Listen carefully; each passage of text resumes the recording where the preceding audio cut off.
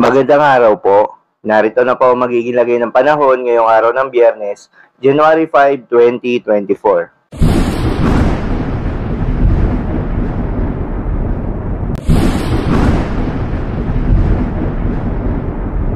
Sa kasalukuyan nga at ayon sa pag-asa, patuloy na umiiral itong northeast monsoon o hanging amihan dito sa Luzon.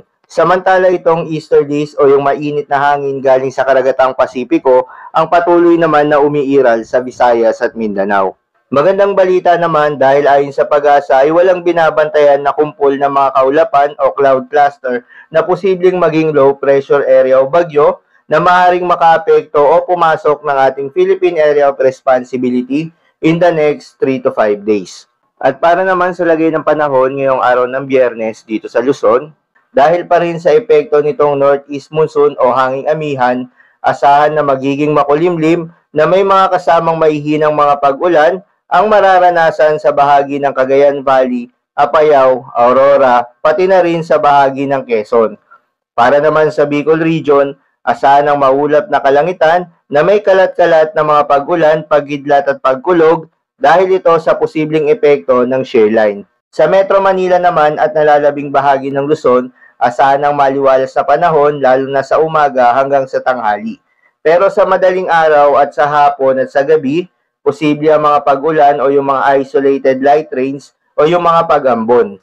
Kaya naman yung mga kababayan natin na lalabas ng kanilang mga tahanan ay huwag kalimutan na magdala ng payong, lalo na yung mga nasa area ng Cagayan Valley, Apayao at Bicol Region, dahil mataas ang tsansa ng mga pag-ulan sa mga nasabing lugar. Ayon yan sa pag-asa. Para naman sa lagay ng panahon sa Visayas at Mindanao, kasama na ang Palawan, dito nga sa Palawan ay asahan ng mga pag-ambon lalo na sa madaling araw, sa hapon at sa gabi.